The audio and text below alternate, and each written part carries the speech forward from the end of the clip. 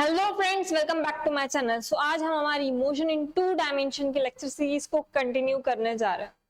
हमें पता है a straight line motion is an example of one dimensional motion and a circular motion is our example of two dimensional motion।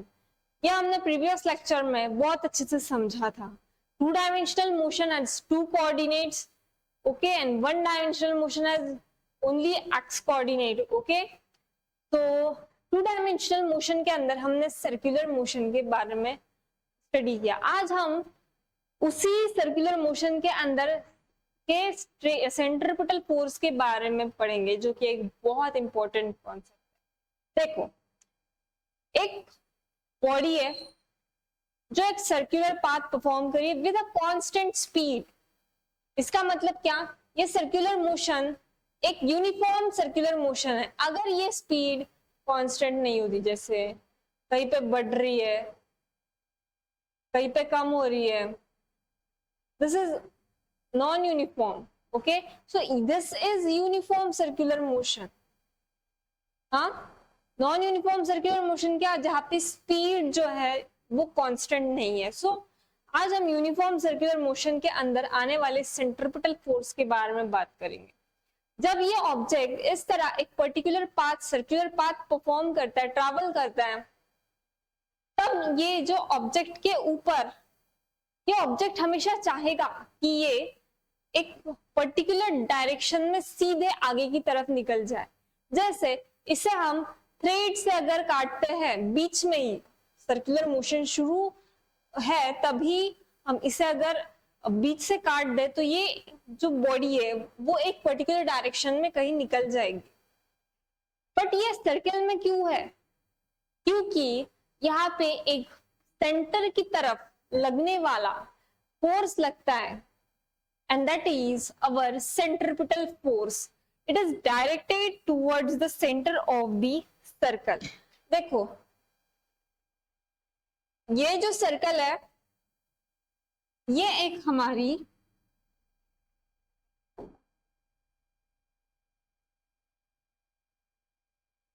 Okay, देखो ये हमारी कोई सी body है, ये एक सर्कुलर पाथ परफॉर्म कर रही है, ट्रैवल कर रही है, right.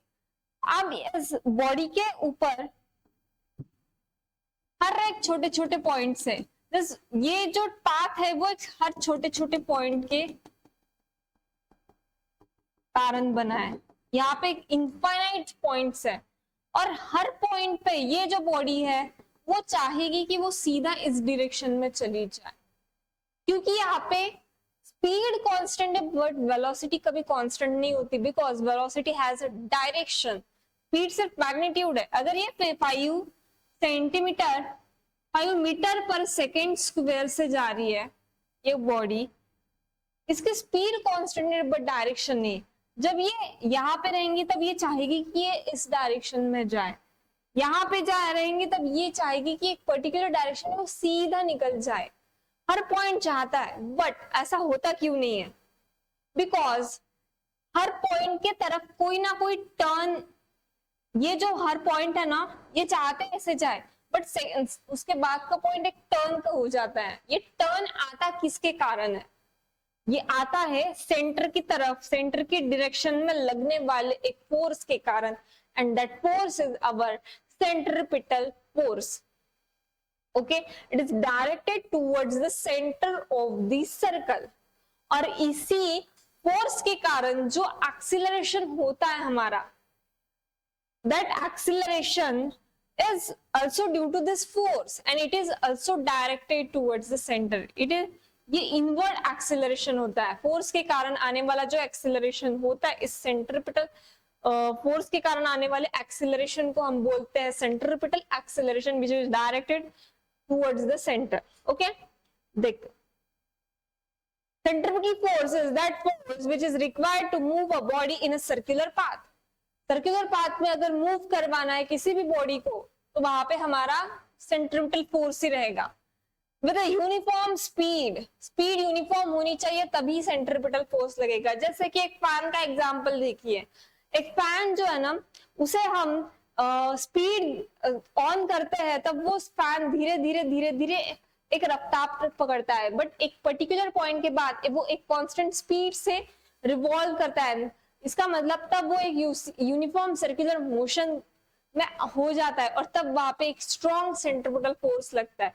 At the same time जब हम फैन की बटन ऑफ करते हैं तब वही फैन धीरे धीरे अपनी स्पीड कम करता है और वह उसी टाइम पे सेंट्रीफ्यूगल फोर्स का भी वहां पे मौजूद या फिर अपनी ताकत उस सेंट्रीफ्यूगल फोर्स की भी उस वक्त कम होती है। ओके, तो सेंट्रीफ्यूगल फोर्स तब होता है जब यूनिफॉर्म सर्कुलर मोशन हो, एंड यूनिफॉर्म सर्कुलर मोशन तब होती है जब एक कांस्टेंट स्पीड से रोटेशन हो। Okay, the force acts on the body along the radius and towards the center। अभी अभी हमने पढ़ा कि सेंटर की तरफ लग रहा है तो इसको obviously along the radius। its formula it is given by F is equal to mv square upon 2r। it is given by F is equal to mv square upon 2r। अब ये formula आया कैसे, हमें इतना formula पता है, F is equal to m v square upon 2r। v की value put कर दो, m velocity is equal to r omega whole square upon r square omega square r cancel which would be equal to mr omega square.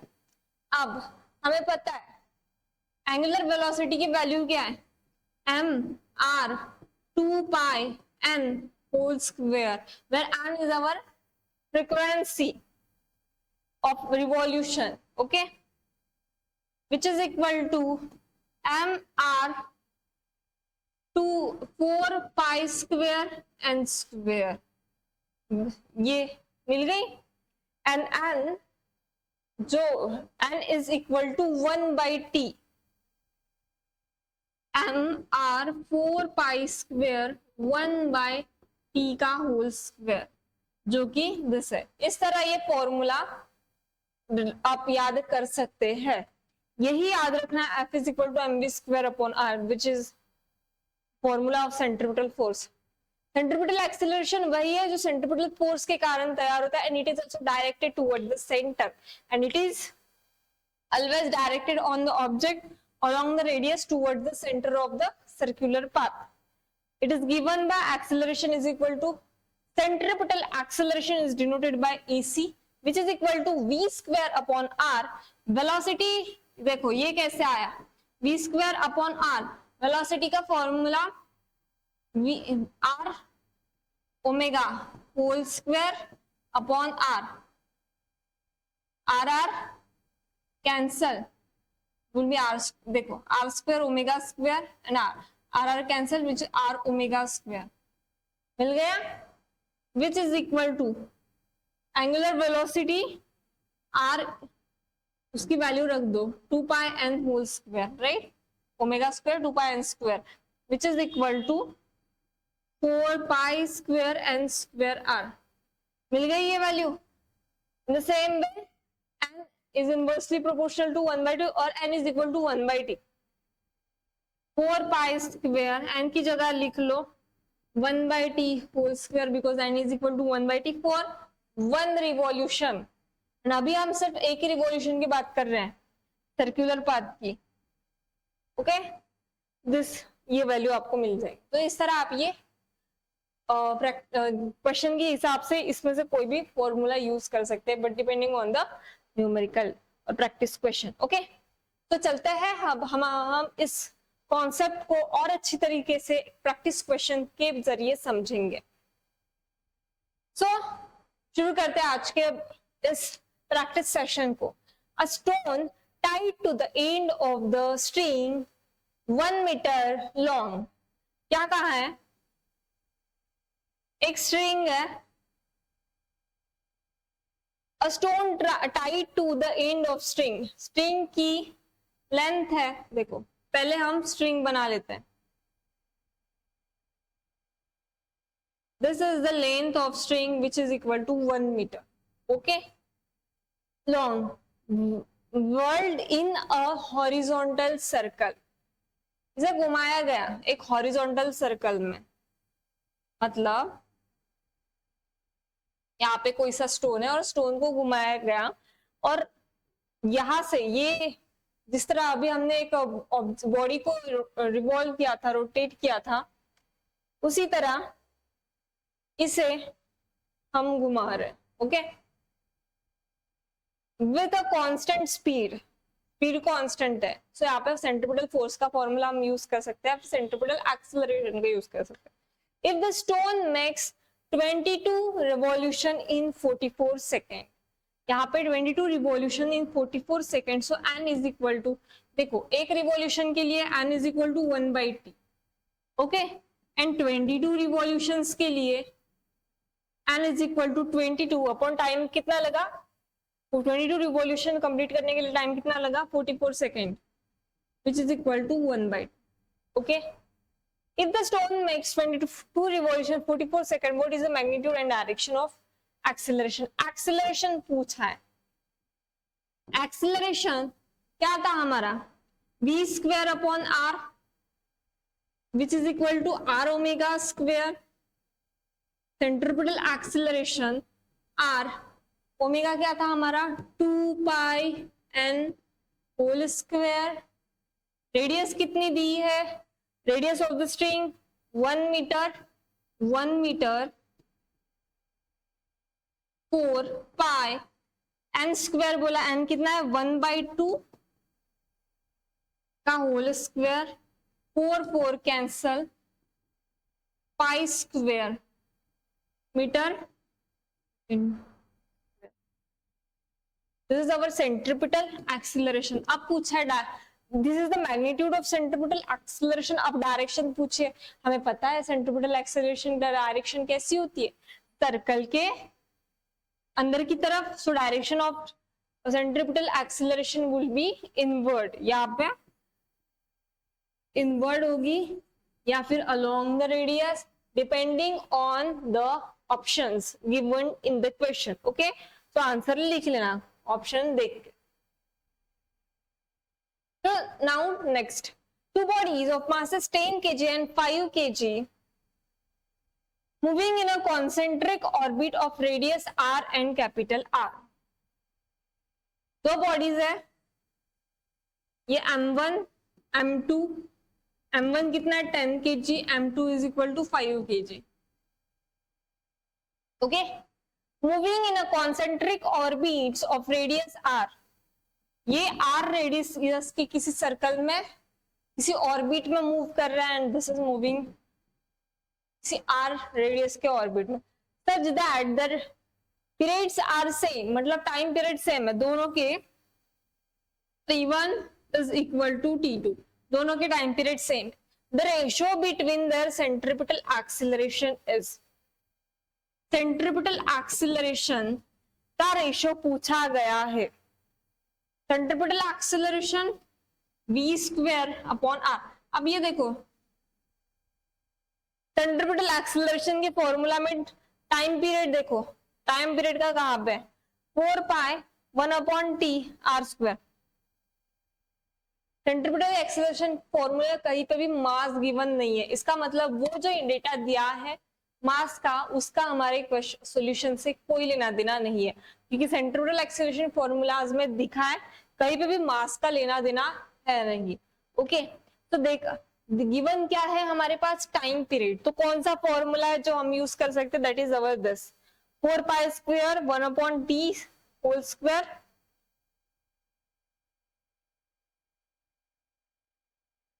which is equal to 4 pi square 1 upon t whole square, देखो centripetal acceleration v square upon r, velocity r omega whole square upon r square omega square r cancel, r is equal to 2 pi n whole square, which is equal to r 4 pi square r square 1 upon t whole square, this is formula of centripetal acceleration. याद नहीं रहता तो इस तरह आप निकाल सकते।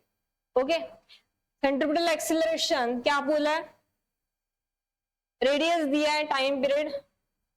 तो इस फॉर्मूला से हमें क्या पता चलता है, सेंट्रीपिटल एक्सीलरेशन, दिस यहाँ पे आर स्क्वायर नहीं है, is 4 pi square R 1/t²। Time period same है, लिख लो 1:2 centripetal acceleration of the second case is equal to 4 pi square. देखो पहले में it is radius is our R, time period is t1, second में radius is our R, time period is t2, t1 is equal to t2, 4 pi cancel, t1 is equal to t2, ac1 up is to ac2 is equal to r upon small r. So this is the final answer, this is the ratio. Okay, आगे बढ़ते हैं। The acceleration of train traveling with a speed of 400 meter per second, क्या पूछा है, the acceleration of train traveling with a speed of 400 meter per second, velocity is equal to 400 meter per second as it goes round the curve, एक curve में गई, of radius 160 metre is, radius दी है 160 metre, speed 400 metre पर second है, this is circular motion है, so obviously it is an example of, यहाँ पे सेंट्रीपिटल एक्सेलरेशन का फॉर्मूला यूज होगा, कॉन्सेप्ट यूज होगा, which is equal to v² upon r, velocity is equal to 400 metre पर second whole square upon 16 metre 1600,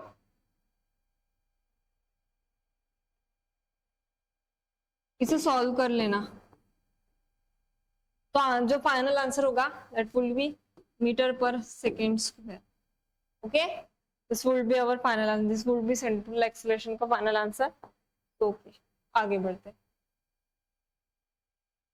A particle moves in a circular orbit of radius r under a central attractive force F is equal to minus k by r. Central attractive force बोला है।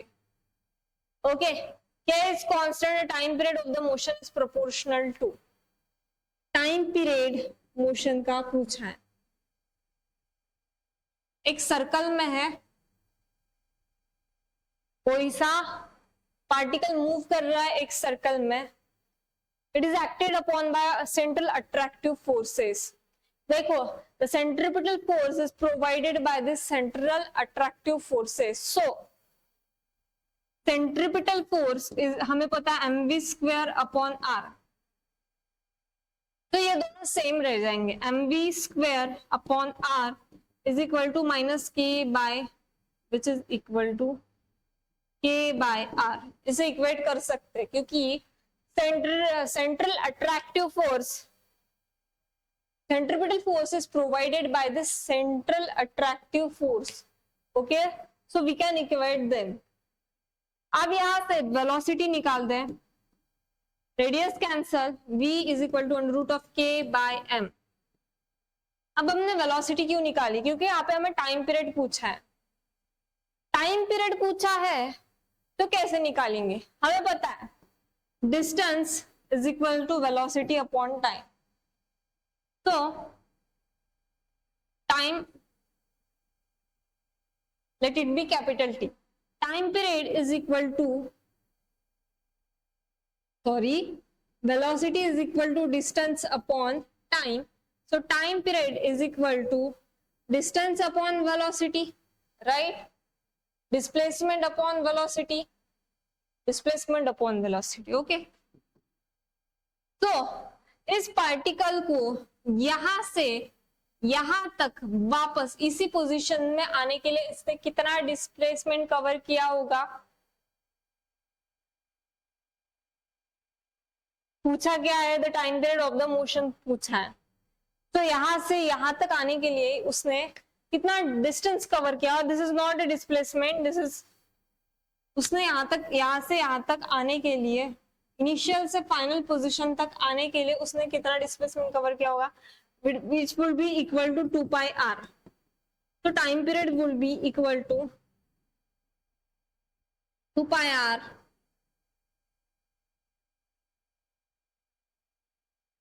time period will be equal to 2 pi r by v, क्योंकि उसने circumference of circle इतना distance cover किया है, not displacement, distance cover किया है यहाँ पे सरकमफरेंस ऑफ द सर्कल का। ओके, यहाँ से यहाँ तक आने के लिए, उसे पूरा करने के लिए उसने distance 2 pi r which is equal to circumference of the circle cover किया। So v is equal to under root of k by m, time period is equal to 2 pi r upon under root of k by m। यहाँ से हमें पता चलता है k constant है, m constant है, pi constant है, 2 constant है, time period is directly proportional. Okay, actually options में दिया है time period is directly r to the power 0, r to the power 1/2, r to the power 2/3, ऐसे r के terms में हमें ऑप्शंस दिए हैं। सो ओके, तो आगे बढ़ते हैं।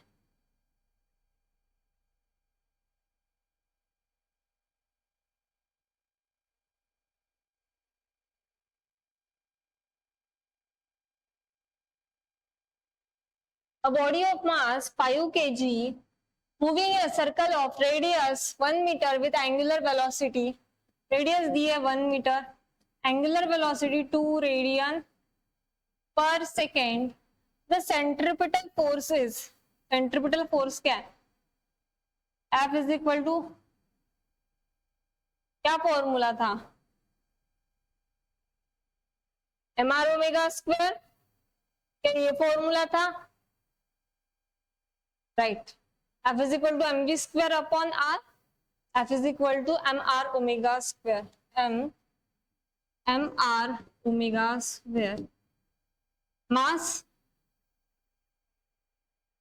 body of mass 5 kg, 5 kg उसका मास है, r क्या है? 1 metre, omega 2 whole square, 10 newton, इतना फोर्स लगेगा। ओके, तो आज के लिए बस इतना ही।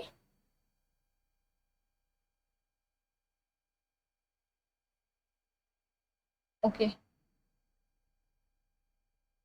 आज का सेशन हम यही तक रखेंगे। ज्यादा से ज्यादा न्यूमेरिकल्स की प्रैक्टिस करनी बहुत जरूरी है, तभी आप और अच्छा से परफॉर्म कर पाएंगे। ओके, अगर आपको हमारा चैनल अच्छा लगता है तो प्लीज फॉलो करिए, क्योंकि अब इस चैनल पे एक रेगुलर बेसिस पे वीडियोस आने वाले हैं, तो आप हमें फॉलो करिए। आप ये नोट्स भी आप लिख सकते हो, रख लीजिए यहाँ पे नोट्स। कुछ डाउट्स है तो you can contact me comment section में, यू कैन आप डाउट्स डालिए, I will try to clear them. Okay, मिलते हैं नेक्स्ट लेक्चर में। Okay, thank you.